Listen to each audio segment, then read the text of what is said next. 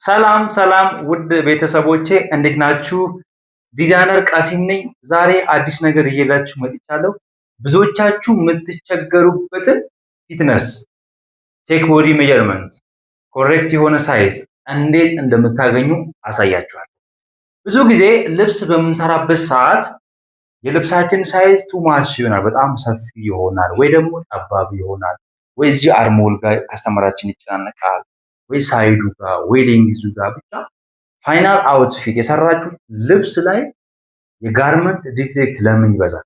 የፊትነስ ችግር ለምሳሌ ከስተመር ለብሰው በቃ የሆነ ልክክ አለ ማለት አምሮ አለመታየት ልብሱ ከከስተመራችን ጋር ፊት ማያደርግባቸው ዋና ዋና ምክንያቶችን ነግራችኋል። ስለዚህ ብዙ ጊዜ ዲዛይነሮች ሊሳሳሉት የሚችሉትን ዋና ዋና ነገሮችን አሳይ። መጀመሪያው ስህተት ምንድን ነው?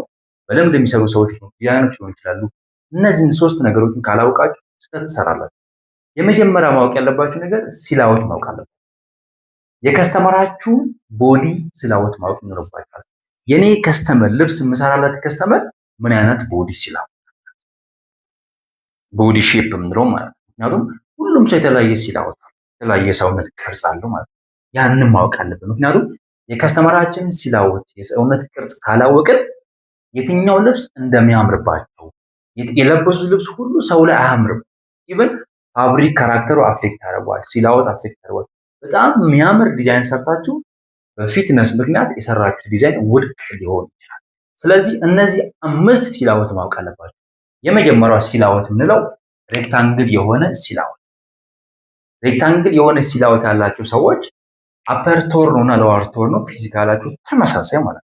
ወገብ በላይና ወገብ በታች ተመሳሳይ የሆነ የሰውነት ቅርጽ አላቸው። ሌላው ደግሞ ሲላወት ያላችሁ ትራይንግል አይነት ሼፕ ያላችሁ ተስተማራችሁ። ለምሳሌ ትራይንግል የምንለው እንደ ሼፕ ማለት ነው። ከዌስት በላይ ቀጭን የሆኑና ከዚህ ከዌስት በታች ደግሞ ትልቅ ሰውነት ትልቅ ሂፕ ያላቸው ሰዎች አሉ። ሌላው ደግሞ አፕል የምንለው አይነት ቅርጽ አለ። ብዙ ጊዜ አፕል ሲላወት ያላችሁ ሰዎች አጫጭር ሰዎች ልጆች ላይ የሚከሰት አጫጭር ሰዎች ድንቡሽቡሽ ምንድነው ማለት ነው። አጠር ያለ ሰውነት ያላቸው ሰዎች የአፕል የሆነ ሼፕ ወይም ሲላወት አላቸው። ሌላው ብዙዎች የሚወዱት ሲላወት 8 ቁጥር፣ ብዙዎች 8 ቁጥር ይወዷታል ግን አይደለም።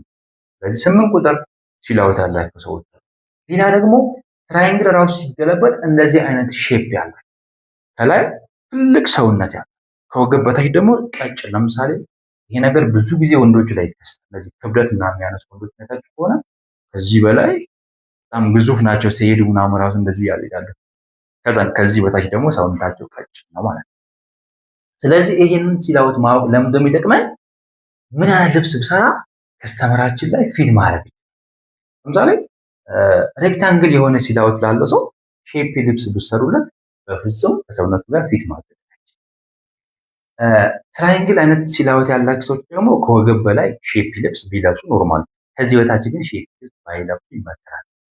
ልብሱ ሳይሆን አንዳንድ ጊዜ የምንለብሰው ልብስ እኛን አጉልቶ ማሳየት እንጂ ልብሱ ብቻውን ከኛ ተነጥሎ መታየት ማለት ነው። ሌላው ደግሞ አፕል አይነት ሲላወት ያላቸው ሰዎች ደግሞ ፍሪ ሳይዝ ቢለብሱ ሞር የተሻለ። 8 ቁጥር ደግሞ ያላቸው ሰዎች ምንም ቢለብሱ ያምርባቸዋል። እናንተ ከየትኛው እንደሆናችሁ ኮሜንት ላይ ጻፉ። ስለዚህ ቤተሰቦች አዲስ ከሆናችሁ አሁንም ሰብስክራይብ ማድረግ እንዳትረሱ እሺ። እንደዚህ አይነት ምርጥ ትምህርት ሁሉ ጊዜ እንደርሳችሁ ሰብስክራይብ እያደረጋችሁ እንዳትረሱ። ላይክ፣ ኮፒ ሊንክ፣ ሼር ማድረግ እንዳይረሳ። ሌላው ማወቅ ያለብን የምንጠቀመውን ቴክ ቦዲ ሜጀርመንት ማወቅ። ቴፕ ሜጀርመንት ስለ ቴፕ ሜጀርመንታችን ሁሉ ጊዜ ቴፕ ሜጀርመንታችን በሴንቲሜትር ሊሆን ይችላል ወይ ደግሞ በኢንች ሊሆን ይችላል። ስለዚህ አንዴ በሴንቲሜትር አንዴ በኢንች መጠቀም የለባችሁ ማለት ነው። ስለዚህ ሁሉ ጊዜ ሪፈረንስ ፖይንታችን የሚሆነው ከዚህ ከሜታል ስትለኩ ከግራ እጅ እንደዚህ ትጀምሩና ይሄንን እንደዚህ አድርጋችሁ በግራ እጅ ካያዛችሁ በኋላ ትለካላችሁ። ሰው ሜትር አጠቃቀማችሁ ማወቅ አለባችሁ ማለት ነው። ስለ ቴፕ ሜጀርመንት የራሱ ነምበር ሲስተም አለው ማለት ነው። ቴፕ ሜጀርመንት 60 ኢንች ማለት 150 ሴንቲሜትር ነው ማለት ነው። 1 ኢንች ማለት 2.5 ሴንቲሜትር 1 ኢንች ማለት 2.5 ሴንቲሜትር። ስለዚህ በሴንቲሜትር እና በኢንች መካከል ትልቅ የሆነ ዲፈረንስ ስላለ አንዴ በሴንቲሜትር አንዴ በኢንች መለካት የለባችሁ ማለት ነው። 1 ሴንቲሜትር ማለት 10 ሚሊ ሜትር፣ 1 ኢንች ማለት 16 ሚሊ ሜትር ነው። 1 ሜትር ማለት ደግሞ 100 ሴንቲሜትር ነው። ብዙ ጊዜ በምንለካበት ሰዓት ሜትራችን የምንጀምረው ከዚህ ከብረቱ ጫፍ ስለዚህ ልክ 100 ሴንቲሜትር ጋር ስትደርሱ 100 ሴንቲሜትር ጋር ስትደርሱ ይህንን 100 ሴንቲሜትር 1 ሜትር ታላችሁ ማለት ነው። እሺ ሌላው ማወቅ ያለባችሁ ዲዛይናችሁን ዲቴል ማወቅ አለባችሁ። የሚሰሩትን ዲዛይን ቀድማችሁ መጀመሪያ ሲላውት አወቃችሁ፣ ቴፕ ሜጀርመንት ተጠቅመው አወቃችሁ። ከዛ ምን አይነት ዲዛይን ነው የምጠቀመው የኔ ዲዛይን ከከስተመሪ ሲላውት ጋር ፊት ያደርጋል ብሎ ስለምሰሩ ዲዛይን ቀድማችሁ ማወቅ አለባችሁ። አሰራሩን ፕሮሰሱ እንዴት እንደሆነ እያንዳንዱ ስቴፑን ሜትዱን እያንዳንዱ ነገር በደንብ ማወቅ ይገባል። ከዛ በኋላ የምትሰሩት ዲዛይን የሚፈልገውን ፋብሪክ ማወቅ አለባችሁ። ከዲዛይናችሁ ጋር ፊት የሚያደርግ ፋብሪክ ታይፕ፣ ፋብሪክ ከለር፣ ፋብሪክ ቴክስቸር ኤኒ ፕሮሰስ ቀድማችሁ ማወቅ ይኖርባችኋል። አንዳንድ ጊዜ የምትሰሩትን ዲዛይን በፋብሪኩ ምክንያት ላሰሩ ትችላላችሁ። ለምሳሌ ሼፕ የሆነ ስታይል ከሆነ እናንተ የምትሰሩት ለዛ የሚመጥን ኒትድ ፋብሪክ ማምረት ይኖርባችኋል ማለት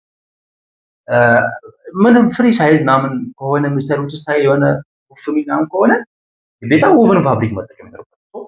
ለእያንዳንዱ ጊዜ የምትጠቀሙትን የፋብሪክ ታይፕ ቀድማችሁ ካላወቃችሁ እዚህ ጋር ትልቅ ስህተት ይፈጠራል ማለት ነው። ይሄንን በደንብ ማወቅ ይኖርባችኋል ማለት ነው።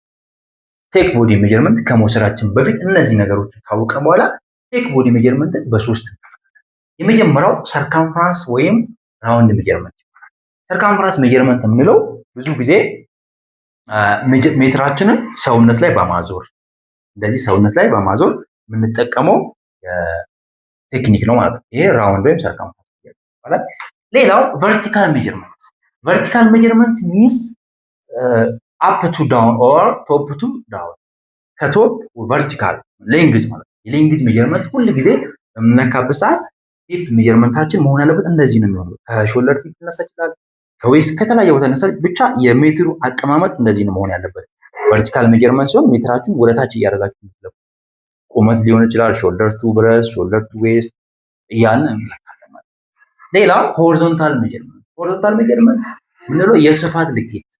የስፋት ልኬት በምንለካበት ሰዓት ቴፕ ሜጀርመንታችን ዊድዝ ነው መሆኑ እንደዚህ እንደዚህ ነው በዊድዝ የምንለካቸው የልኬት ሃፍ ሾልደር፣ ሾልደር ዊድዝ እያንዳንዱን አለካኩን ሜትሩን ማወቅ ይኖርባቸው ማለት ነው። ሌላው ልኬት በምትወስዱበት ሰዓት እንደኔ ሀሳብ ቀድማችሁ ስታንዳርድ ሳይዝ ማወቅ አለባችሁ። በተለይ ስራ ላይ ያላችሁ ማለት ነው። ስታንዳርድ ሳይዝ ሚንስ ለምሳሌ ሃፍ ሾልደር በምንለካበት ሰዓት ሃፍ ሾልደር የወንድም የሴትም ይታወቃል ማክሲመሙ ማለት ነው። አሁን ሃፍ ሾልደር ብዙ ጊዜ በምንለካበት ሰዓት የተለያየ ሚስቴኮች ሊፈጠሩ ይችላሉ። ብዙ ጊዜ የሴቶቹ ሃፍ ሾልደር ከ10 ሴንቲሜትር እስከ 12 ነው ትልቁ ማለት ነው። ከዛ በላይ መሆን የለበትም። የወንዶቹ ደግሞ ከ14 ሴንቲሜትር እስከ 16 ትልቅ ሰውነት ያላቸው 16። ይህንን በደንብ ማወቅ ይኖርባቸዋል። ሌላው ለሴቶቹ አሁን ሾልደር ቱ ሃይ ዌስት ከ38 ሜትር ከ38 ሴንቲሜትር ጀምሮ ትልቁ ደግሞ ትልቅ ብረስት ያላቸው እስከ 46 ማለት ነው። ስለዚህ ልኬት ዲቴል ማወቅ ለስታንዳርድ ሳይዝ ስለ ፊትነስ በደንብ ቀድማችሁ ማወቅ ይኖርባችኋል። ሌላው ነገር ደግሞ እኔ ዲቴል መማር ፈልጋለሁ፣ ፋሽን ዲዛይን መማር ፈልጋለሁ፣ ብዙ እውቀት ማግኘት ፈልጋለሁ ካላችሁ ቪአይፒ ክላስ መማር ትችላላችሁ፣ ኖርማል ክላስ መማር ትችላላችሁ። ኦንላይን ክላስም ስልጠና መስጠት ጀምሬያለሁ፣ መመዝገብ ትችላላችሁ። እታች ስልክ አስቀምጥላችኋለሁ። ያልገባችሁ ነገር ደግሞ ኮመንት ላይ አስቀምጡልኝ። መልካም ጊዜ ይሁንላችሁ ቤተሰብ ባይ